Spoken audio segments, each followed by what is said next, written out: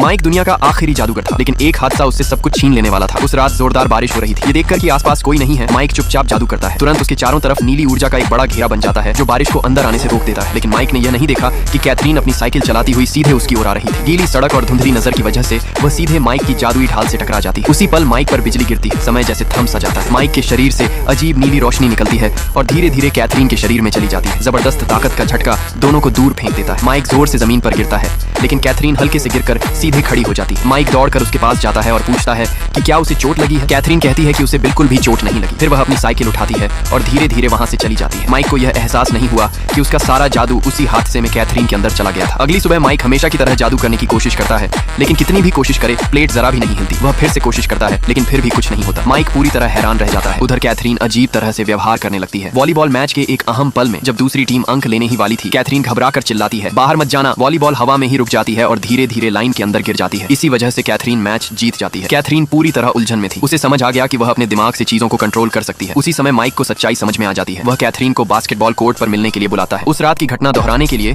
Mic अचानक उसकी तरफ दौड़ता है, लेकिन अगले ही पल कैथरीन की जादुई ढाल उसे दूर उड़ा देती है। कैथरीन डर जाती है और गुस्से में पूछती है कि वह उस पर क्यों दौड़कर आया। माइक उसे पूरी सच्चाई बता देता है। ये सुनते ही कैथरीन सब समझ जाती है। वह अपना हाथ उठाती है और जमीन पर पड़ा फोन उड़कर उसके हाथ में आ जाता है। ये देखकर माइक पूरी तरह टूट जाता है और चिल्लाता है कि उसका जादू वापस कर दो। लेकिन कैथरीन मुस्कुराकर कहती है, अब जादू मेरे पास है, अब यह मेरा